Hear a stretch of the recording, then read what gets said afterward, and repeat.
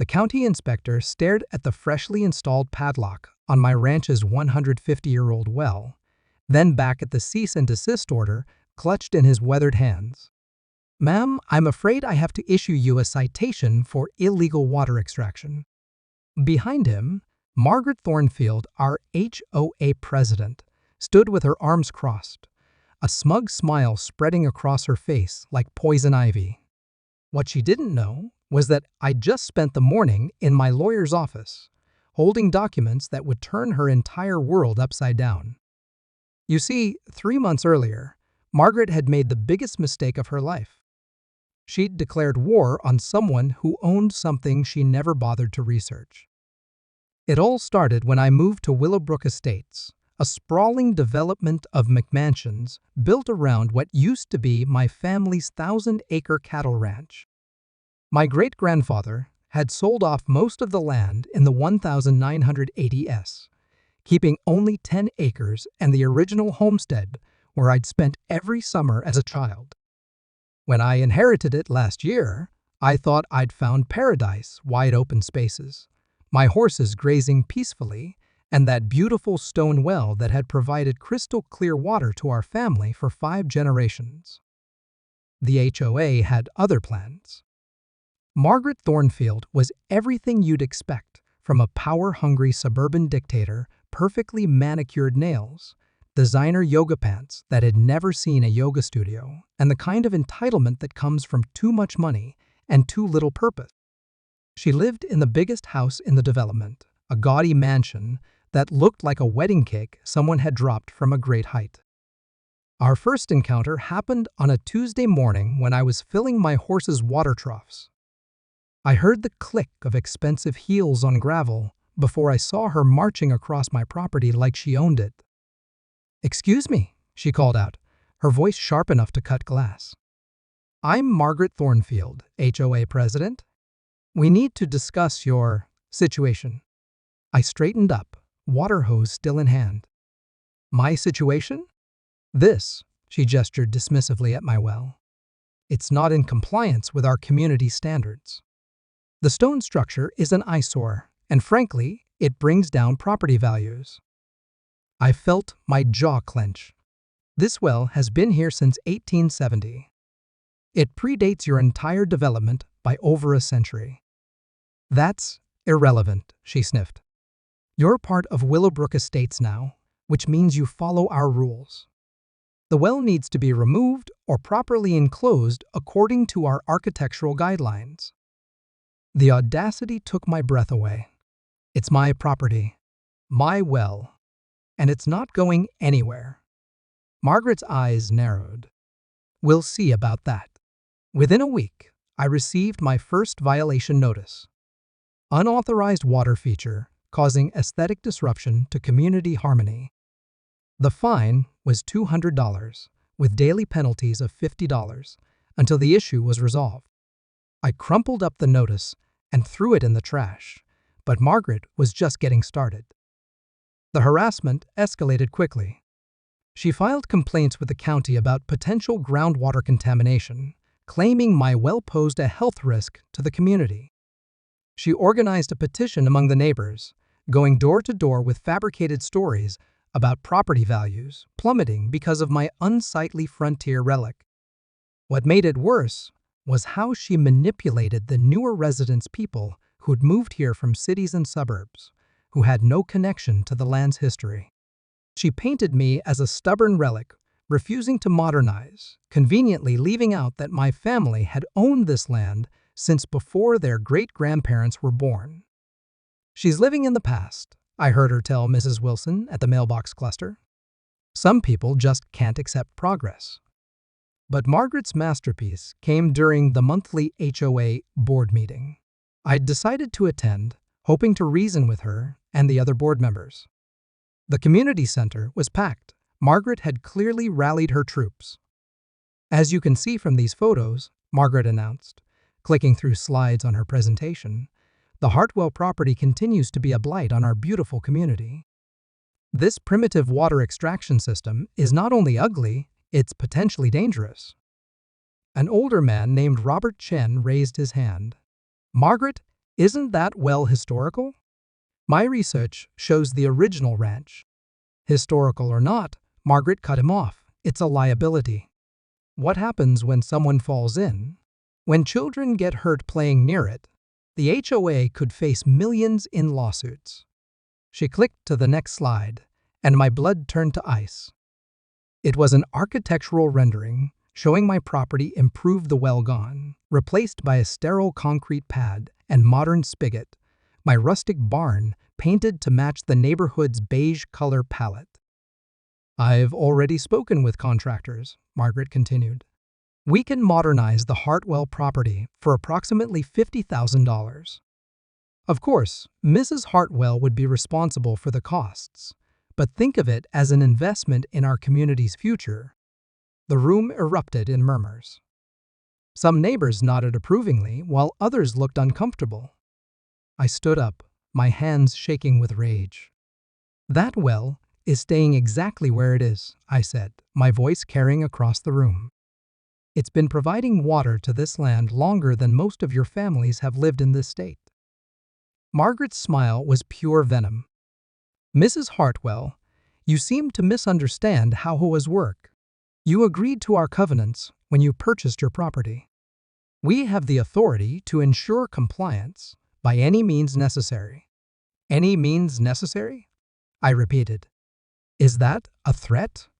It's a promise. The next morning, I found an official-looking notice posted on my gate.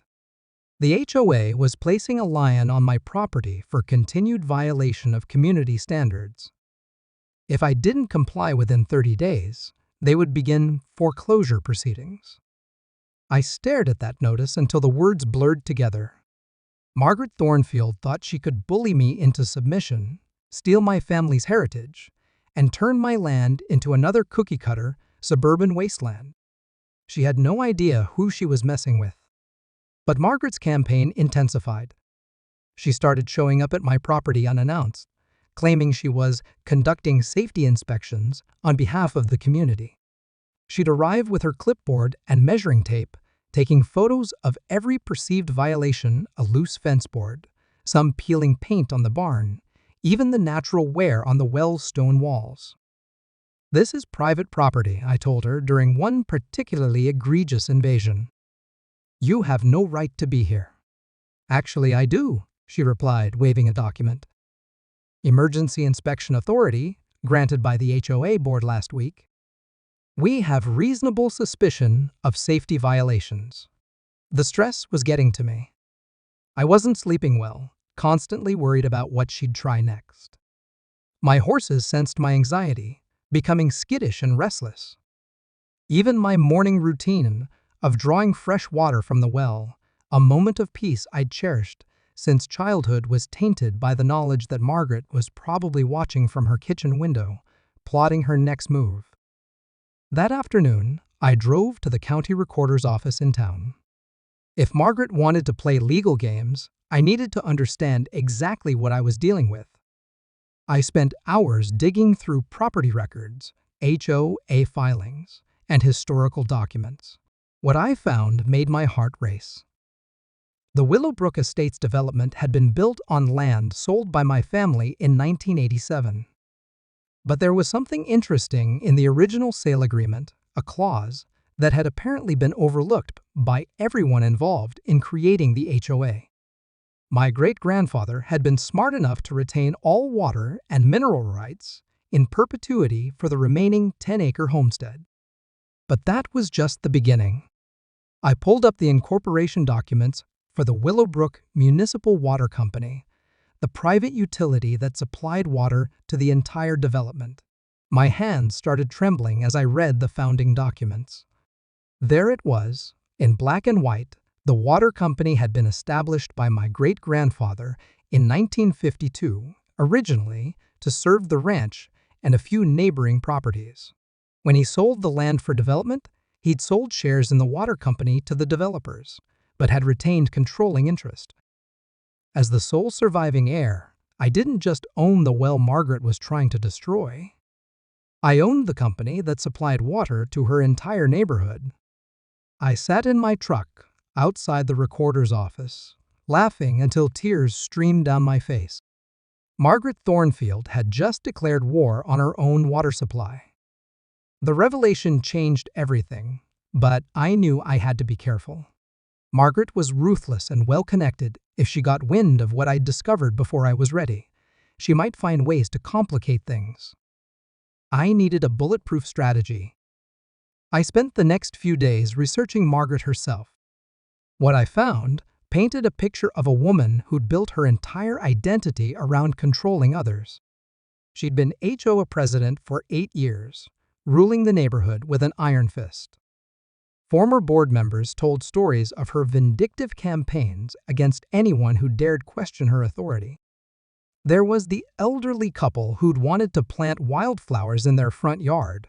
Margaret had them fined into submission and forced them to install regulation St. Augustine grass.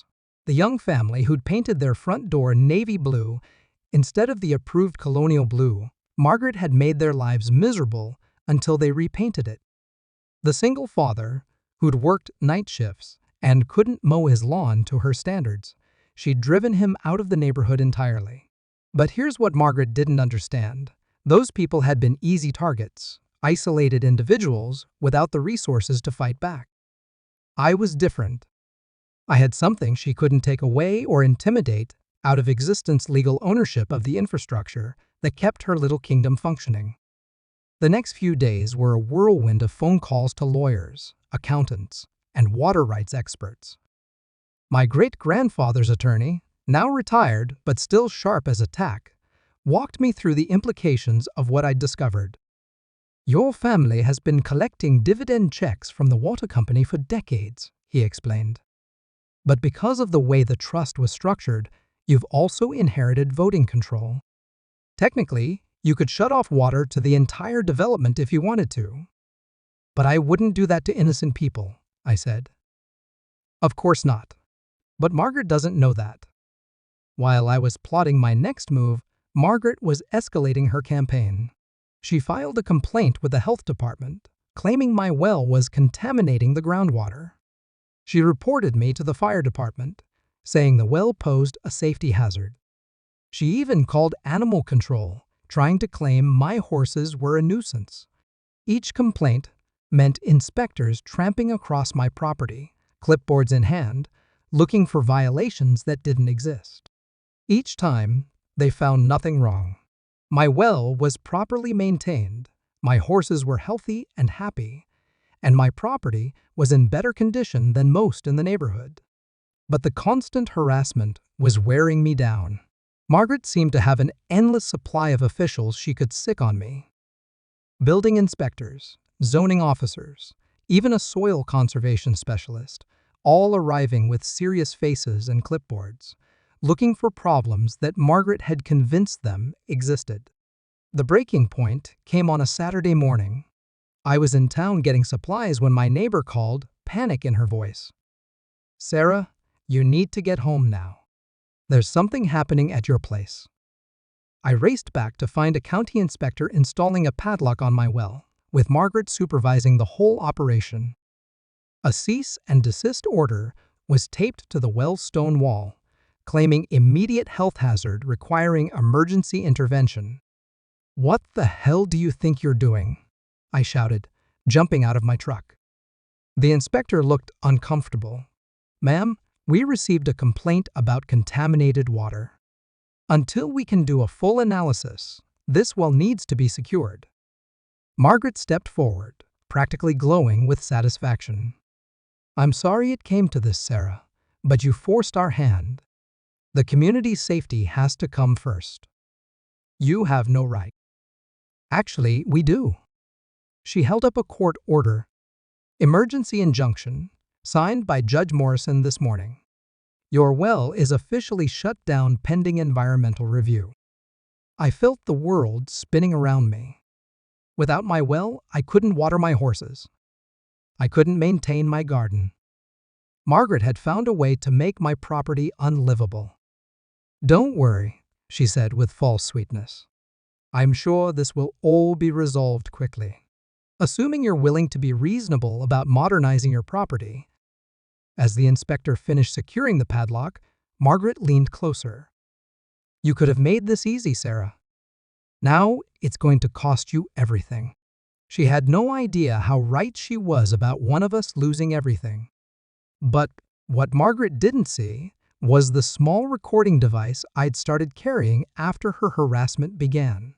Every word of her gloating confession was now preserved for posterity, including her admission that this was about forcing me to modernize rather than any genuine safety concern. That night, I sat in my kitchen, staring at the water company documents spread across the table. My lawyer had confirmed what I'd suspected. As majority shareholder, I had complete authority over the company's operations. I could raise rates, change service agreements, or even terminate service to specific properties. But I wanted more than just revenge. I wanted justice. I spent the weekend crafting the perfect plan. On Monday morning, I made a series of phone calls that would change everything. First, I called the Willowbrook Municipal Water Company's management office and scheduled an emergency board meeting for Friday. As majority shareholder, I had the right to call such meetings with 72 hours notice. Next, I contacted every property owner in the development, informing them of the meeting and their rights as customers to attend. I kept the message vague but intriguing. Important changes to water service and rates will be discussed. Then I called Margaret. "Margaret, this is Sarah Hartwell. I wanted to give you a heads up about something that might affect the community." Her voice was sickeningly sweet. "Oh, Sarah, how thoughtful of you to call. I heard the county finished their inspection of your well situation. I do hope you're ready to be reasonable now.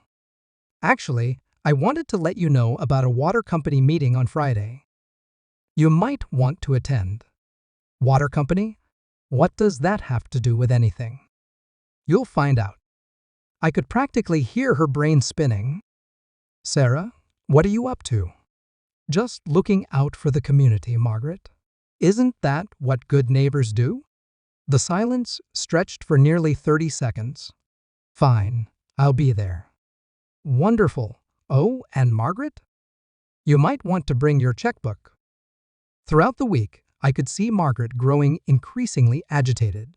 She drove past my house multiple times each day, probably trying to figure out what I was planning. She even sent other HOA board members to check on me, fishing for information about the mysterious water company meeting. But I kept my cards close to my chest.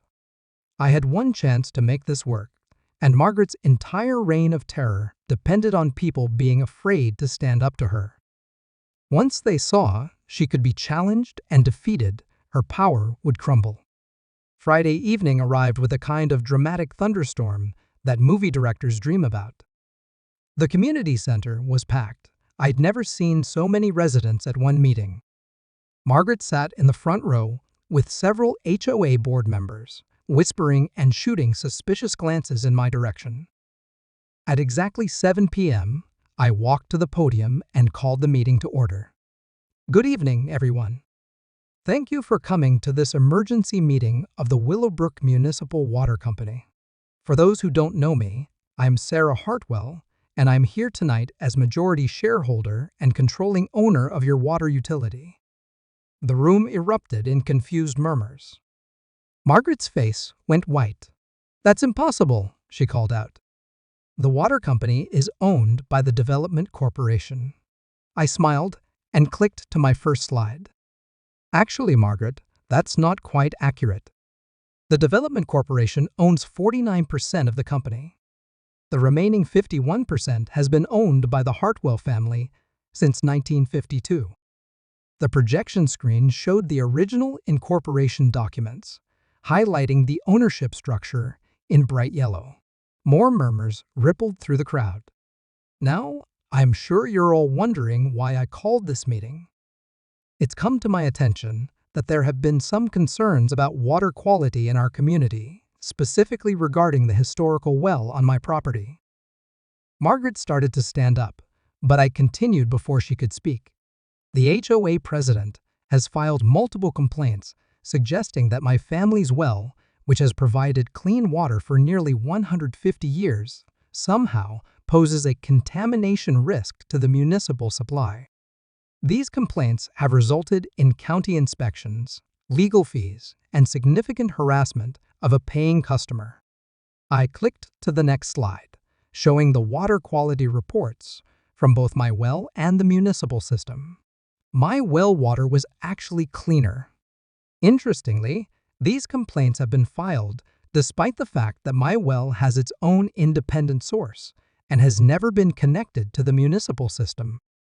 In fact, the municipal system source is an aquifer located 3 miles away with completely different geological characteristics. The crowd was getting restless. Robert Chen raised his hand. "Sarah, what exactly are you getting at?" "I'm getting at the fact that someone has been wasting taxpayer money and county resources on frivolous complaints while harassing a fellow resident. Someone who apparently doesn't understand how water systems work." Margaret finally found her voice. "This is ridiculous. You can't just—" "Actually, Margaret, I can. As majority owner of your water company, I have considerable authority over operations, rates, and service agreements." I clicked to the next slide, showing a proposed rate increase of 400%. The room exploded. Shouts of "What the hell? And you can't do that!" echoed from every corner. Margaret looked like she was about to have a heart attack. I let the chaos continue for a moment before raising my hand for quiet. "Please, let me explain. This rate increase would only apply to properties where the owner has filed false complaints against the water company or its shareholders within the past 6 months." The room went silent. Everyone turned to stare at Margaret. That's targeting," she sputtered. "You can't single out individual customers." "Actually, I can. Public utilities have the right to adjust rates based on customer behavior that creates additional operational costs. Your complaints triggered multiple inspections, legal reviews, and administrative expenses. The increased rate simply covers those costs." I clicked to the next slide, showing an itemized list of expenses generated by Margaret's complaints: $15,000 in legal fees, $8,000 in inspection costs, $12,000 in administrative time, and $20,000 in harassment mitigation measures. "Of course," I continued, "any customer who wishes to avoid the increased rate can simply acknowledge that their complaints were unfounded and agree to cease any future harassment of company shareholders." Margaret's face cycled through several shades of red and purple. "This is extortion." "No, Margaret, this is business. The same kind of business you tried to conduct when you attempted to force me to spend $50,000 modernizing my property to your specifications." The crowd was now completely on my side. People were nodding and murmuring approvingly. Several residents turned to glare at Margaret, clearly angry about the potential rate increase she'd caused. But I wasn't finished. "There's one more item on tonight's agenda," I said, clicking to the final slide. "Effective immediately, the Willowbrook Municipal Water Company will be installing a new backup water source to ensure reliable service during emergencies or maintenance periods." The slide showed engineering diagrams for connecting my family's well to the municipal system as an emergency backup. This historical well, which some have claimed is a health hazard and eyesore, will now serve as a critical piece of infrastructure, protecting the entire community's water security. The installation will require easement access across several properties and regular maintenance visits by utility personnel. Margaret looked like she was about to explode. "You can't put industrial equipment on residential property?" "I can if it's for essential utility services. Don't worry, though I'll make sure all the equipment meets the highest aesthetic standards. Much higher than the concrete pad and modern spigot you wanted to force me to install." At this point, several residents were openly laughing. The absurdity of Margaret's situation was becoming clear to everyone she'd spent months trying to destroy a well that was about to become essential infrastructure for her own water supply. Furthermore, I continued, the backup system will require monthly testing, which means utility trucks will need regular access through the neighborhood. I hope everyone's prepared for a little extra traffic. It's a small price to pay for water security. Margaret was gripping the arms of her chair so tightly her knuckles were white. You can't do this. I'll sue. I'll have you stopped. With what money, Margaret? Your water bill is about to go up by $800 a month. Unless, of course, you're willing to publicly apologize for your harassment campaign and acknowledge that your complaints were baseless. The meeting wrapped up with a unanimous vote, -1, to approve all my proposals. As people filed out, many stopped to shake my hand and apologize for Margaret's behavior. Robert Chen lingered to chat. Sarah, that was brilliant. Margaret's been bullying people in this neighborhood for years. It's about time someone stood up to her. I just believe in treating neighbors with respect, I replied. Something she apparently never learned. Margaret stormed out without speaking to anyone, her designer heels clicking furiously on the tile floor. But the real fallout began the next morning. Word of Margaret's humiliation spread through the neighborhood faster than gossip at a church social. By noon, 3 more HOA board members had called for her resignation. By evening, a petition was circulating demanding new leadership elections. Margaret tried to fight back, of course. She called an emergency HOA meeting, attempting to rally support and paint me as a vindictive property owner abusing utility regulations. But the damage was done. Too many people had witnessed her confession that the well shutdown was about forcing modernization rather than safety. Too many had seen her willingness to hurt the entire community just to win a personal vendetta. The meeting was a disaster for her. Resident after resident stood up to share their own stories of Margaret's bullying fines for Christmas decorations being up too long, harassment over garden choices, vindictive targeting of anyone who dared question her authority. What had once been whispered complaints in kitchen conversations became public testimony. She made our lives hell for 6 months over a blue mailbox, said one neighbor. Blue, she claimed it violated the natural earth tones requirement, even though 3 other houses had blue mailboxes. She tried to have my teenage son's car towed because she said it was an eyesore, added another. It was a 10-year-old Honda Civic. Nothing wrong with it, except Margaret didn't like how it looked. The stories went on for 2 hours. By the end, Margaret was sitting alone. Even her staunchest supporters had abandoned her. The following week brought a parade of vindication. The county inspector returned to remove the padlock from my well, accompanied by an apologetic supervisor who explained that Margaret's complaints had been inconsistent with established facts. The health department cleared my property of all violations. Even the fire marshal stopped by to commend me on the well's historical preservation.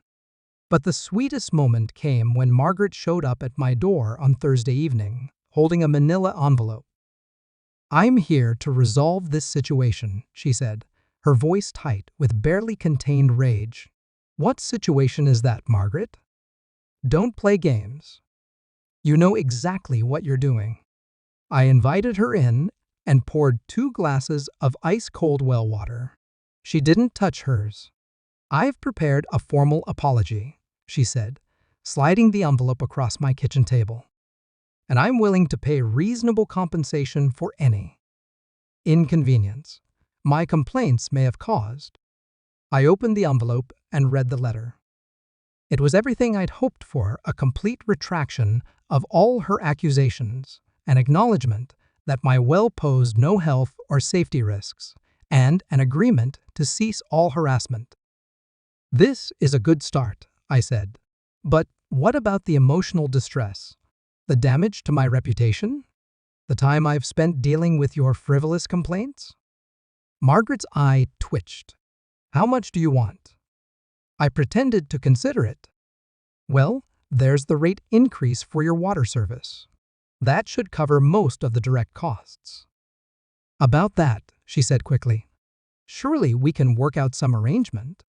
Actually, there is one other thing you could do. She leaned forward eagerly. Anything. Resign from the HOA board. The words hit her like a physical blow. Being HOA president was Margaret's entire identity, her source of power and purpose in life. Giving it up would be like asking a dictator to become a crossing guard. You can't be serious. Completely serious. Your resignation letter needs to acknowledge that you overstepped your authority, apologize to the community for wasting their time and resources, and recommend that future boards focus on genuine community improvements rather than personal vendettas. Margaret sat in silence for nearly 5 minutes, staring at her untouched glass of water. Finally, she spoke in a voice barely above a whisper. And if I do this, the water rates go back to normal? Immediately. And you'll stop the backup well installation? I smiled. Oh, that's happening regardless. The community needs reliable water service. But I promise all the equipment will be tastefully installed and properly landscaped. Your property values will probably increase. Another long silence. Then Margaret reached into her purse and pulled out a pen. I need this in writing, she said. Within an hour, I had signed agreements covering everything: Margaret's resignation, her public apology, the withdrawal of all complaints, and the normalization of her water rates. She left my house looking 10 years older than when she'd arrived. The next morning, Margaret's resignation letter was delivered to every household in Willowbrook Estates. It was everything I'd hoped for and more, a complete mea culpa that painted her as a petty tyrant who'd let personal grudges cloud her judgment. But Margaret's downfall had consequences beyond just her resignation. The HOA board elections that followed brought in an entirely new group of leaders, people who'd been quietly suffering under her regime for years. Robert Chen was elected president by an overwhelming margin, running on a platform of common-sense governance and neighbor-to-neighbor respect. The first act of the new board was to conduct a comprehensive review of all fines and violations issued during Margaret's tenure. They discovered a pattern of selective enforcement and personal vendettas that went back years. Nearly $30,000 in questionable fines were refunded to residents, and the architectural guidelines were rewritten to focus on maintaining property values rather than enforcing Margaret's personal aesthetic preferences. Margaret herself became a pariah in the neighborhood. The same people who'd once feared her now actively avoided her. She tried to maintain her social standing by hosting a Christmas party, but only 3 people showed up, and 2 of them left early. By February, the for sale sign appeared in her front yard. The backup well installation became a community celebration. I hired local contractors to build a beautiful stone housing that complemented the original well's architecture while protecting the modern pumping equipment. The whole system was completed within 6 weeks, and the engineering company that designed it submitted the project for a State Historical Preservation Award. But perhaps the most satisfying development came 6 months later, when Margaret's house finally sold. The buyers were a young family with 3 children, exactly the kind of people Margaret had spent years trying to control and intimidate. I watched from my kitchen window as the kids ran around the backyard, their laughter carrying across the neighborhood for the first time in years. The new family, the Johnsons, introduced themselves within a week of moving in. They were fascinated by the history of the area and asked if they could bring their children to see the original well. 8-year-old Emma Johnson listened with wide eyes as I told her about my great-grandfather and the early days of the ranch. "So your family has lived here longer than anyone?" she asked. "Longer than anyone," I confirmed. "That must make you feel really special." "It does, sweetheart. It really does. My horses now drink from the same well their ancestors did, just as they should." My garden flourishes with the same pure water that nourished 5 generations of my family's crops. And every morning, I walk out to that ancient stone well and remember what happens when someone mistakes kindness for weakness. The new HOA board, led by Robert Chen, has been a breath of fresh air. They actually focus on community improvement rather than personal power trips. Property values have increased steadily, and neighbors wave to each other instead of filing complaints. The annual block party, which Margaret had banned for being too disruptive, was reinstated and became the most successful community event in years. But the most meaningful change has been the sense of peace that settled over Willowbrook Estates. Without Margaret's constant surveillance and harassment, people began expressing their individuality again. Gardens bloomed with flowers that weren't on the approved list. Christmas decorations stayed up a few days past New Year's without triggering violation notices. Children played in front yards without fear of disturbing the peace. As for Margaret Thornfield herself, I heard through the grapevine that she bought a condo in a different state one without an HOA. Apparently, she'd had enough of community living. The irony wasn't lost on anyone. The woman who'd devoted 8 years to controlling every aspect of neighborhood life had fled to a place where no one could tell her what to do. But here's the thing about bullies: they usually target people they think can't fight back. Margaret saw a single woman with an old house and an older well and assumed I'd be easy to intimidate. She never bothered to do her homework, never researched who she was tangling with, never considered that some fights aren't worth picking. I still get dividend checks from the water company every quarter. And every time I deposit one, I think about Margaret's face when she realized she'd declared war on her own water supply. Some lessons are worth more than money. The historical well has become something of a neighborhood landmark. Visitors often comment on its beauty and craftsmanship, the same features Margaret had dismissed as primitive and unsightly.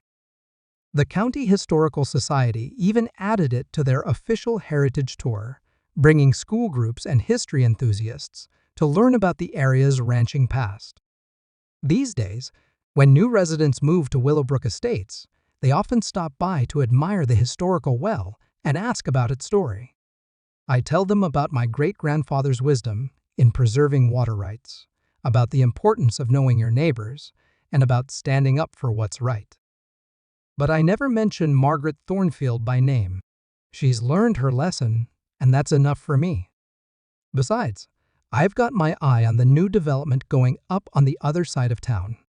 Apparently, they're building around another old ranch property. I should probably introduce myself to whoever owns it just to be neighborly. After all, you never know when someone might need a friend who understands water rights. And if there's another Margaret Thornfield out there, thinking she can bully someone into giving up their family heritage, well, she's about to learn the same lesson Margaret did. Some wells run deeper than they appear, and some neighbors have more power than they let on. The water always finds a way. Read Triclaude can make mistakes. Please double-check responses.